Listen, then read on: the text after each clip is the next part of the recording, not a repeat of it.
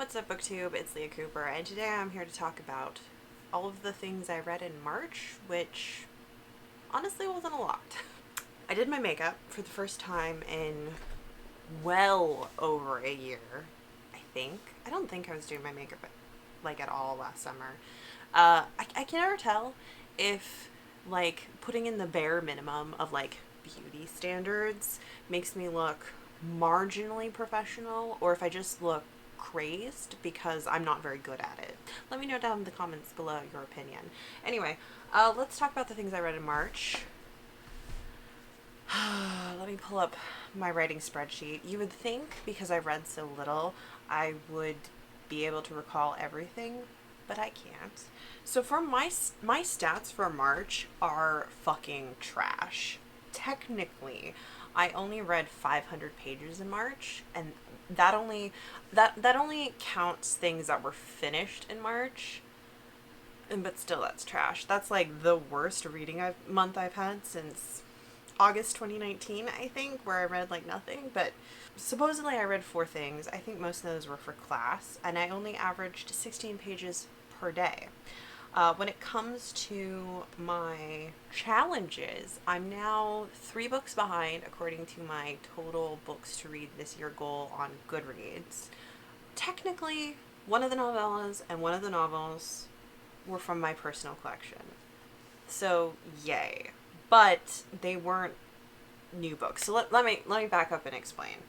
So I had finals week in March. Well, the first 2 weeks of March were like my last 2 weeks of class, and then I had finals, and then I had spring break. It wasn't really a spring break because I spent all of finals week and spring break working in prep for spring quarter. So I really didn't take a break, and all of that prep was reading my own books. So for spring quarter, I'm taking a creative writing literary arts capstone, and most of my work for the quarter is supposed to be on a personal creative writing project, and I am going to be writing some short stories.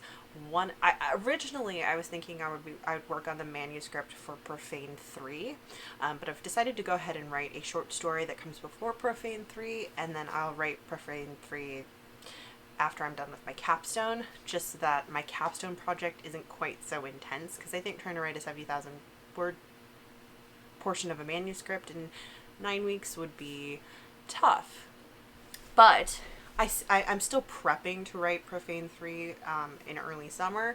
So to that end, I went ahead and reread Vapor Trail, which is Profane 2, and Remainders, which is Blood and Bone 3.5. It takes place between Blood and Bone 3 and 5. These are my own books, right?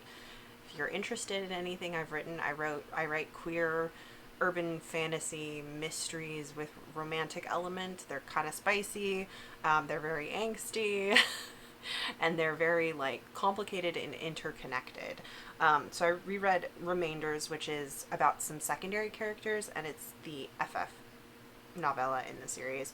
And then I started reading A Sanguine Solution, which is the 4th book in the Blood and Bone series, which comes after Remainders. Because I wrote Vapor Trail back in like 2016, 2017. I wrote Sanguine back in 2017, 2018.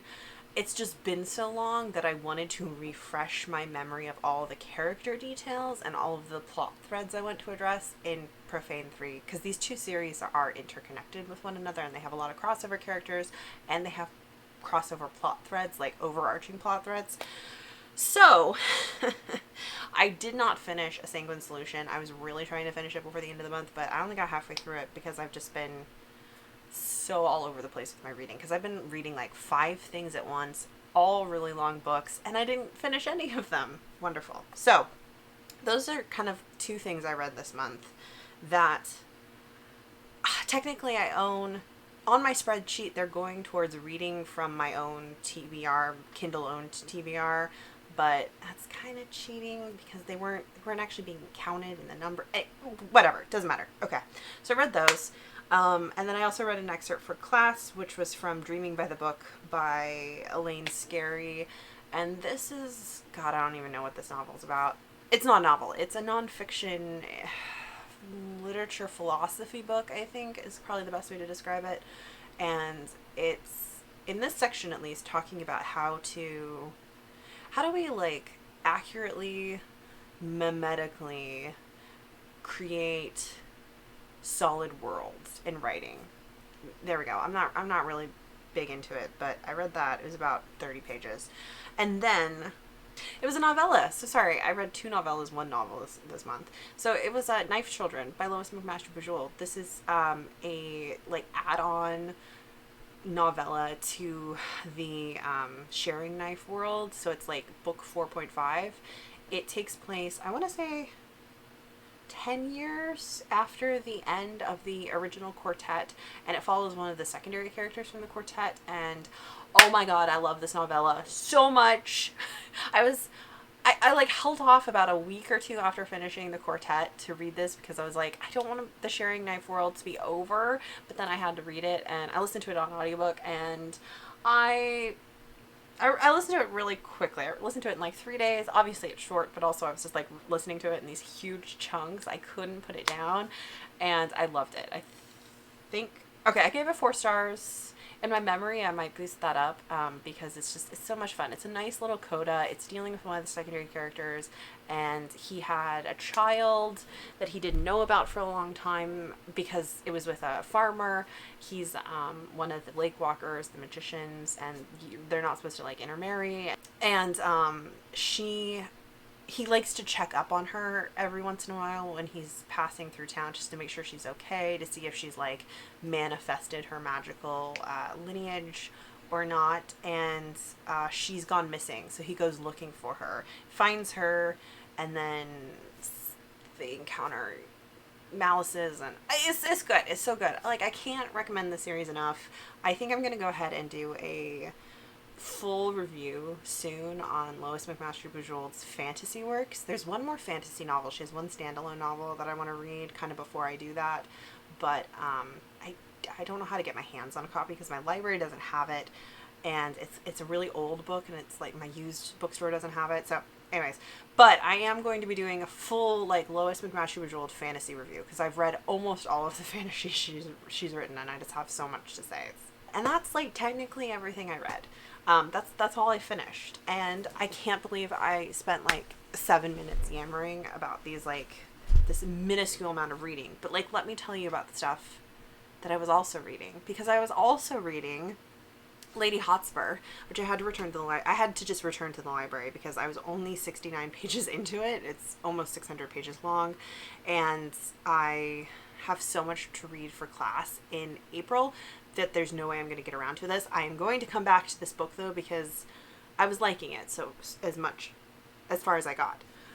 I was also trying to make some progress on Jonathan Strange and Mr. Norrell this month. I want to say I read about 40 pages, give or take. Yeah, I want to say I read about this much, which looks insignificant, and it is. It's only 40 pages in a 1,000-page novel. But I finished part 1, so there's 3 parts in Jonathan Strange and Mr. Norrell. So the first part is Mr. Norrell, and I did finish that, which I meant to finish before the end of 2020, and I didn't get to, but I finished it now. So I was really proud of myself for like actually making a small chunk of progress in this book. Couple percentage points, right? Because I don't know if I'm going to finish this by the end of the year, but that would be kind of cool if I could like slowly work on this book all of 2021 and have it read by the end of the year. It'd be cool. I was also reading The House of Styx by Derek Kunston, which I'm about halfway through, a little over halfway through. Again, I was really trying to finish this before the end of the month, but it just didn't happen because I ran out of steam. But I got this as an ARC. Technically it's already out. It has been out for a couple of months, but the publisher sent me an ARC, and I will be doing a full review of this next month sometime after I finish reading it. So there you go. And this again is like 500 pages. And then like I said, I was reading A Sanguine Solution for work and research purposes. Almost done with that, but not quite. And then I was also listening to an audiobook, which I'm going to finish it tonight, so technically I will have finished it in March, but I want to film and get this video out, and it's the 30th, so, you know, it's technically I mean, I guess I could talk about it, but I haven't finished the ending. I've been listening to The Green Writer by Kirsten. It is Kirsten, right? No, sorry, Kristen Britton. And this is a epic fantasy that Roya recommended to me, and she loves the series, and I was looking for something female author, 90s, early 2000s. When was this published? This was published in 1998, so it was like, perfect, fits the bill. This is probably going to be like a 4-star. We'll kind of see how the ending goes. I don't love everything about it. I think the fight scenes are really badly written, and maybe that's more apparent because I'm listening to it. Like, you can tell how badly paced they are. The fight scenes are really anticlimactic. But I love the rest of it, and I love the world, and I think it's really interesting. So yeah, I'll just go ahead. I don't want to talk about it until I read the ending, because I really want to know what that last like 2 sections, where they're going to go with it, like what it's setting up for book 2. So I'll talk about that book more in April, probably. But I was also listening to that, and that was almost 500 pages. So basically, I was reading 5 other things. 4 of them were like 500 pages or more. Sanguine Solution is a little bit shorter, but like they were all really long, and I didn't finish any of them. And so this month my stats for this month suck, because all of basically everything I read this month is going to end up winding up on my April record, and April's probably going to be really bloated for pages, which yay, I guess. My one other challenge was to make progress on my 15 books to read in 2021 TBR. And so I had Mossflower, which is a carryover from February I didn't read, and I had Simon the Cold Heart by Georgette Hare, which was the March book I pulled out. I did not get to either of these books, obviously, because I was reading all these other monstrously long books. So these roll over into my April TBR. What a depressing wrap up. I mean, it wasn't a bad month because I feel like I was really productive. I got a lot done for school. I did a lot of writing in the first couple of weeks for school. Like, I had so many end of quarter projects to work on that I was compiling and putting together and giving feedback to other people. And so I was just super busy. And then I was just super busy rereading my own writing so that I can work on the next thing. And I mean, sometimes that's just how it goes. I think, especially for like, if you're a student, that's just how it goes, you know? Like, some months I don't really get around to reading much because I'm just reading for class too. But yeah, there you go. That's what I read.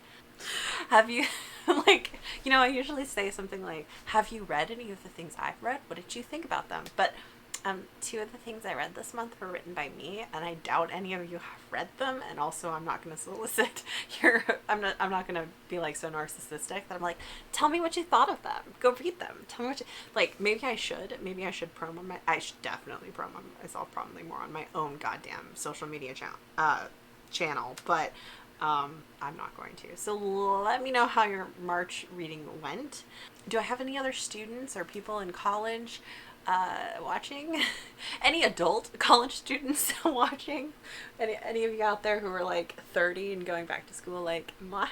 That being said, I am really, really close to graduating. I just have to finish this quarter and do marginally well. I only need 5 more credits to graduate. I've already submitted my initial application for graduation. It's I cannot believe after 13 years I am this close. So anyways, thank you for watching. Let me know what you think of my crazed clown makeup, and I'll see you in my next video, which is going to be my classic women writers in SFF / April TBR. See ya!